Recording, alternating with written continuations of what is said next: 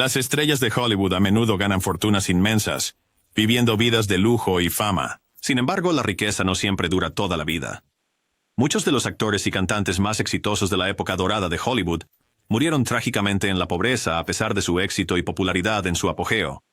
En esta segunda parte de nuestra serie sobre actores y cantantes de la época dorada que murieron en la pobreza, profundizamos en las razones detrás de su caída financiera y descubrimos cuánta deuda cargaban al momento de su muerte.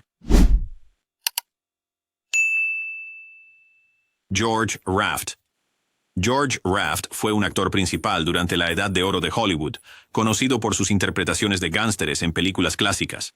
Ganó fama con su papel de Gino Rinaldo en Scarface, 1932, y consolidó su reputación con actuaciones en películas como They Drive by Night, 1940, y Some Like It Hot, 1959.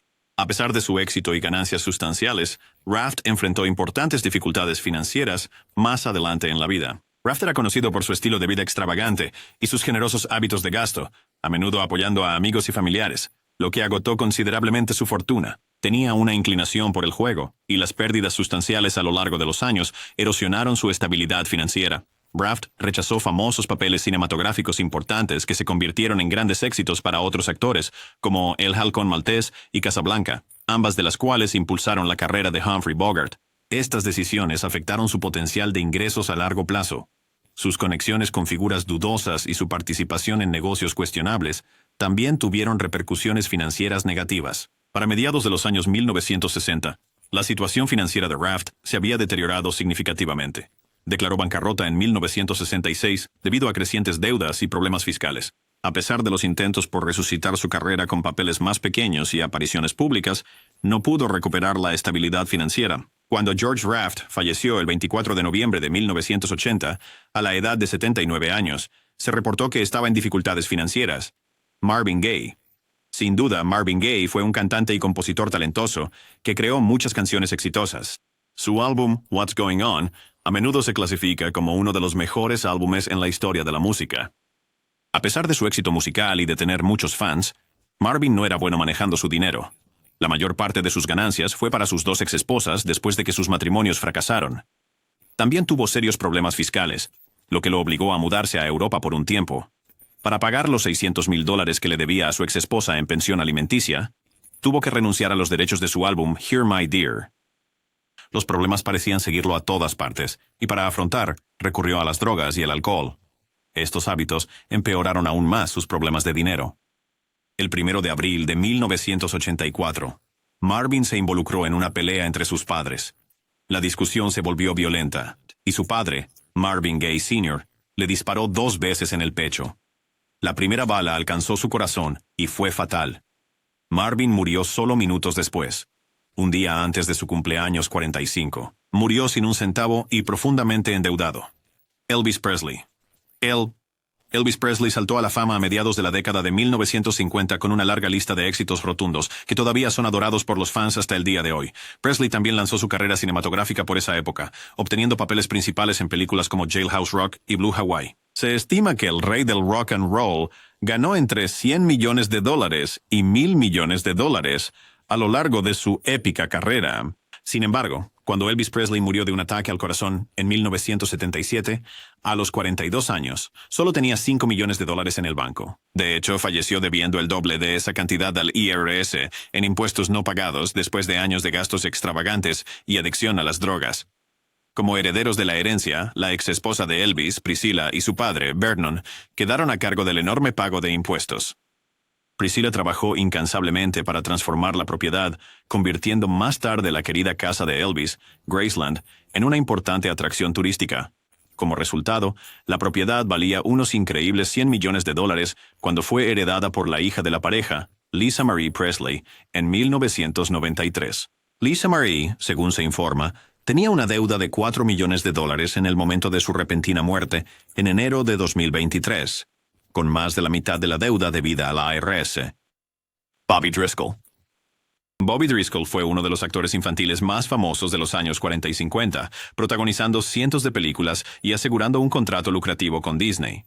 Descubierto a los 5 años y medio, la carrera de Bobby se disparó con papeles destacados en clásicos como The Fighting Sullivans en 1944 y Song of the South Para 1950, ganaba $1,750 por semana, que era una suma enorme para la época. También ganó el premio de la Academia al Mejor Actor Juvenil por su papel en The Window en 1949. Su interpretación de Jim Hawkins en La Isla del Tesoro de Disney consolidó aún más su estatus como una estrella principal, convirtiéndolo en uno de los actores infantiles más destacados de Hollywood. En su apogeo, Bobby estaba muy solicitado, amado por el público y respetado por sus colegas. Sin embargo, la fama y la fortuna vinieron con grandes costos personales. A medida que crecía, el encasillamiento comenzó a cambiar. La pubertad trajo acné severo, y Hollywood perdió interés, terminando abruptamente su prometedora carrera a los 16 años. Luchando por hacer la transición, Bobby cayó en la adicción a las drogas, lo que lo llevó a múltiples arrestos y tiempo en prisión. Su carrera, que alguna vez fue brillante, disminuyó a medida que las oportunidades se desvanecían. Para el momento de su muerte en 1968, a los 31 años, Bobby Driscoll vivía en extrema pobreza. Fue encontrado muerto en un edificio abandonado del East Village, arruinado y solo, rodeado de botellas de cerveza vacías. Su legado como actor talentoso fue eclipsado por su trágica caída, destacando cómo incluso las estrellas más brillantes pueden caer en la oscuridad. La historia de Bobby Driscoll es un recordatorio desgarrador de la naturaleza efímera de la fama y el impacto devastador de las luchas personales. Burt Reynolds. Burt Reynolds fue una figura icónica del cine estadounidense, celebrado por su presencia dinámica y papeles memorables. Nacido como Burton Leon Reynolds el 11 de febrero de 1936 en Lansing, Michigan, creció en Riviera Beach, Florida. Con un padre que se desempeñaba como jefe de policía, Burt desarrolló una fuerte ética de trabajo y se destacó en los deportes. Jugó al fútbol americano en la Universidad Estatal de Florida, pero una debilitante lesión en la rodilla y un posterior accidente de automóvil terminaron con su carrera deportiva, llevándolo hacia el mundo de la actuación. En la década de 1960, Reynolds dejó su huella en la televisión con actuaciones destacadas en series como Gunsmoke, Riverboat y su propio programa, Hawk. Su mudanza a Hollywood fue un cambio decisivo, asegurando papeles protagónicos en películas de acción como Deliverance, White Lightning y The Longest Yard. Para finales de los años 1970, Burt era un nombre familiar, protagonizando la exitosa serie Smokey and the Bandit y otros éxitos de taquilla como Semi-Tough y The Cannonball Run. Su carisma en pantalla y versatilidad lo convirtieron en uno de los actores mejor pagados de su época, constantemente demandado y adorado por fans en todo el mundo. A pesar de su éxito profesional, las finanzas personales de Reynolds fueron mal administradas. Tras su divorcio de su segunda esposa, Lonnie Anderson, en 1993, Burt comenzó a enfrentar problemas financieros significativos. Para 1996, declaró bancarrota, con una carga de 10 millones en deudas contra 6.650.000 en activos. La tensión financiera lo obligó a vender su amado rancho en el sur de Florida, una posesión valiosa de sus años prósperos. En una entrevista sincera de 2015 con Vanity Fair, Reynolds confesó haber gastado de manera imprudente, tomar malas decisiones financieras y confiar en las personas equivocadas, lo que llevó a su caída. Aunque logró estabilizar un poco sus finanzas más tarde, Burt Reynolds falleció el 6 de septiembre de 2018, a la edad de 82 años, tras experimentar una caída dramática de la realeza de Hollywood a las dificultades financieras. Anita Ekberg. Anita Ekberg fue una de las actrices más glamorosas y solicitadas de los años 50 y 60.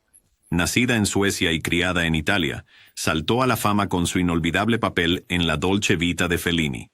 Conocida como una bomba rubia con una apariencia impresionante, Ekberg se convirtió en un símbolo de belleza y atractivo, actuando junto a leyendas de Hollywood como John Wayne, Jerry Lewis y Dean Martin.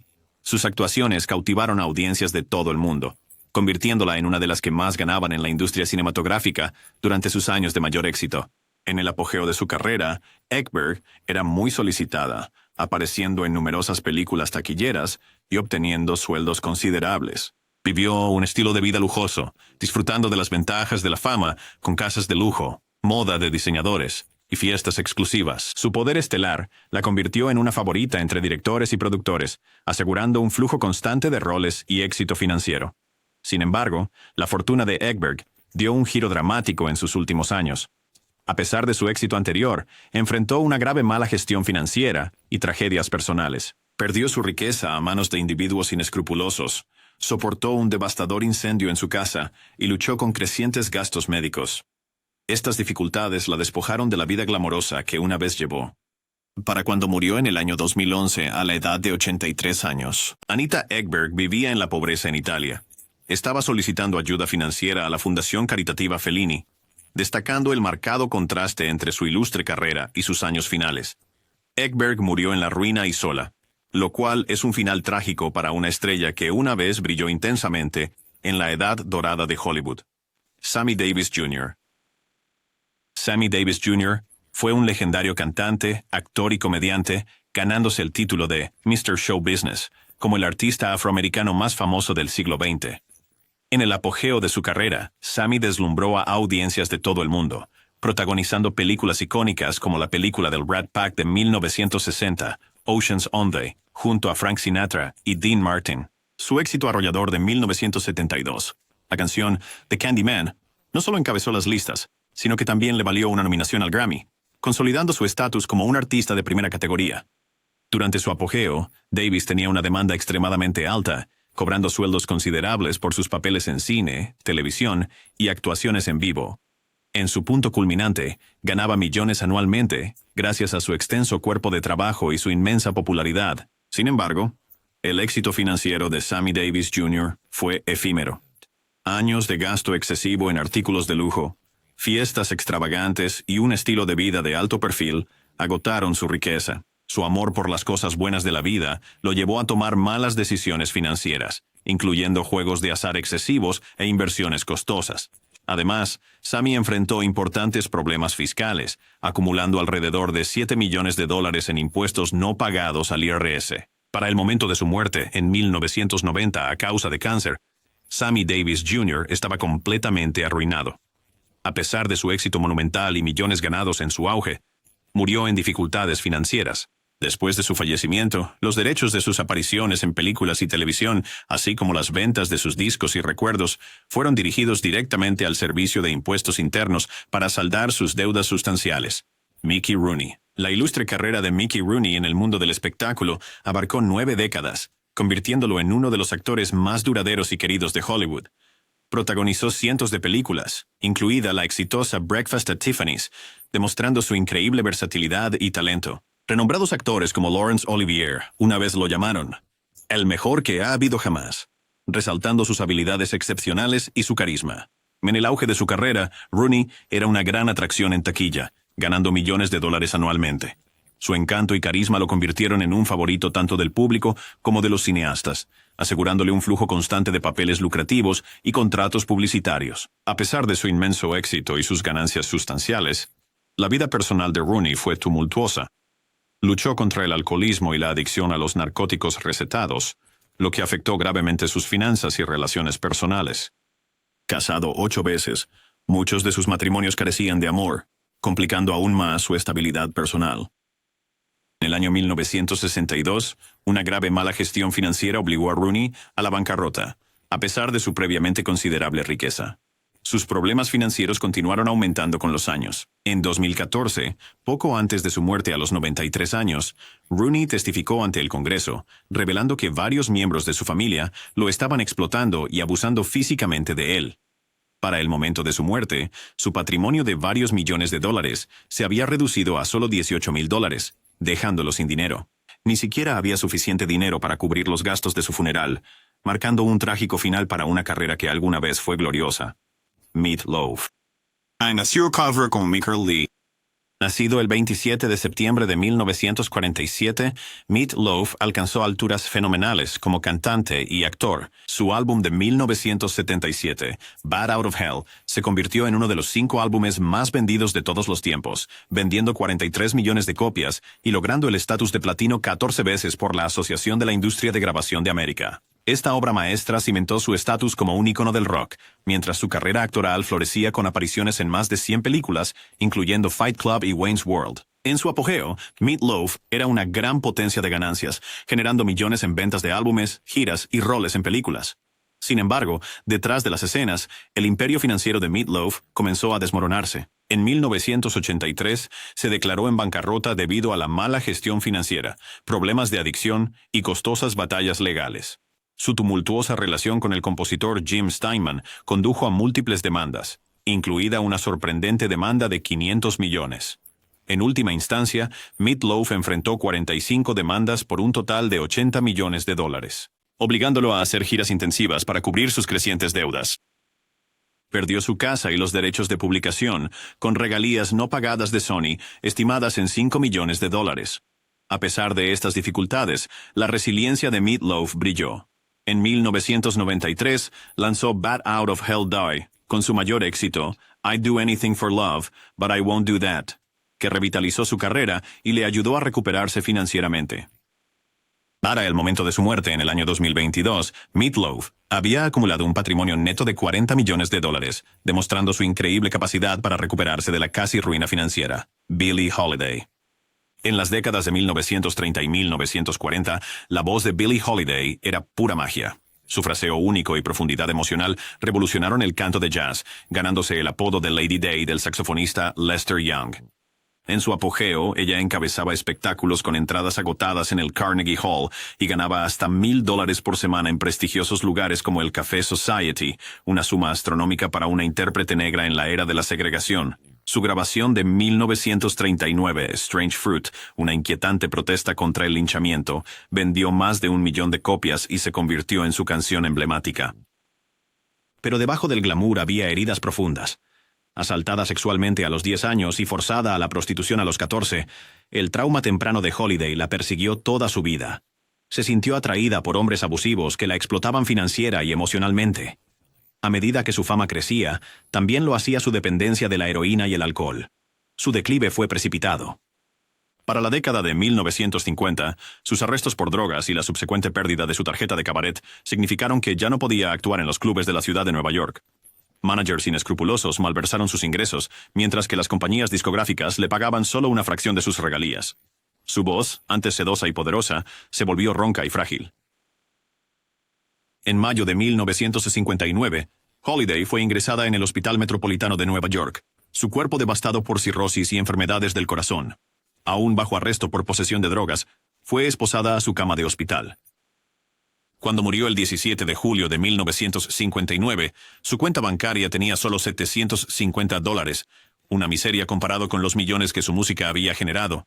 Trágicamente, incluso hasta la muerte, estaba sin un centavo. Florence Ballard.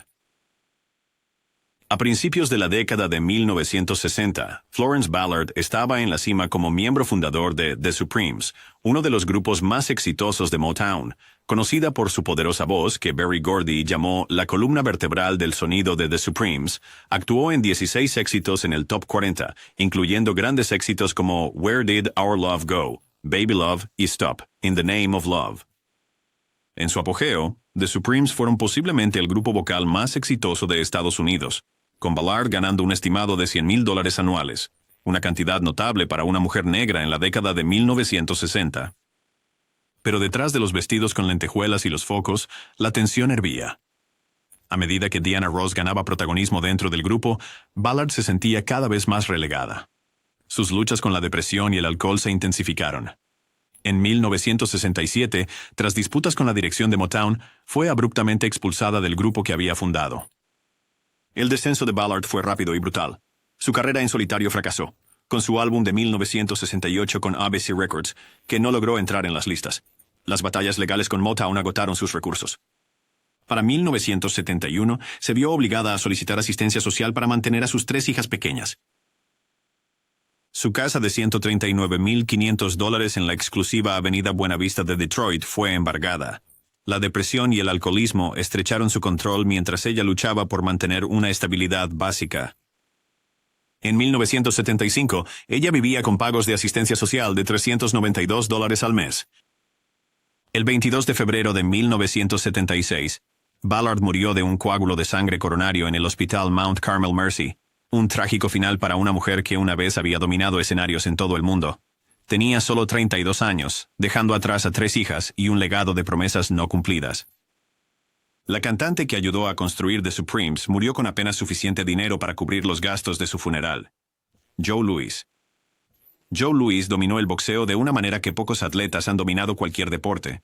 Como campeón de peso pesado desde 1937 hasta 1949, defendió exitosamente su título 25 veces, ganando el apodo de El Bombardero Marrón por su devastador poder de golpeo. Sus combates eran eventos nacionales. Su revancha de 1938 con Max Schmeling atrajo a una audiencia de radio de 70 millones estadounidenses.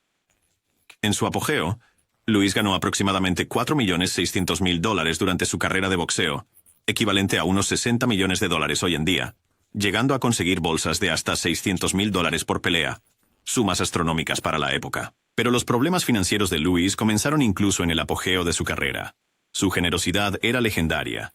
Mantuvo a un gran séquito, daba generosamente a amigos y familiares, y donó significativamente a organizaciones benéficas militares durante la Segunda Guerra Mundial. Sin embargo, su perspicacia empresarial no coincidía con sus habilidades boxísticas. Inversiones fallidas en empresas como el restaurante Joe Louis, la compañía de seguros Joe Louis y varios otros negocios agotaron sus recursos. El golpe más devastador vino del IRS, debido a su decisión de donar sus bolsas de servicio militar a fondos de ayuda de la Marina y el Ejército. Lewis enfrentó una carga fiscal enorme. El IRS continuó cobrando intereses sobre su deuda fiscal, incluso durante su servicio militar, dejándolo debiendo aproximadamente $1.200.000 en impuestos atrasados y multas al final de su carrera. Desesperado por pagar sus deudas, Lewis se vio obligado a seguir peleando mucho después de su mejor momento. Después de una humillante derrota ante Rocky Marciano, en 1951, se dedicó a la lucha libre profesional y trabajó como anfitrión de casino en Las Vegas. A pesar de estos esfuerzos, nunca escapó de sus problemas financieros.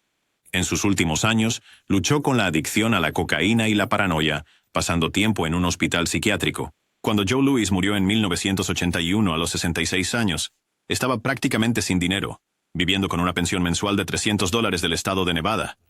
El hombre que había ganado millones y servido como héroe nacional durante la Segunda Guerra Mundial, ni siquiera podía costearse los gastos de su propio funeral. El presidente Reagan intervino para que lo enterraran en el Cementerio Nacional de Arlington con todos los honores militares, un gesto final de respeto hacia un campeón que, a pesar de sus dificultades económicas, siguió siendo una de las mayores leyendas del boxeo.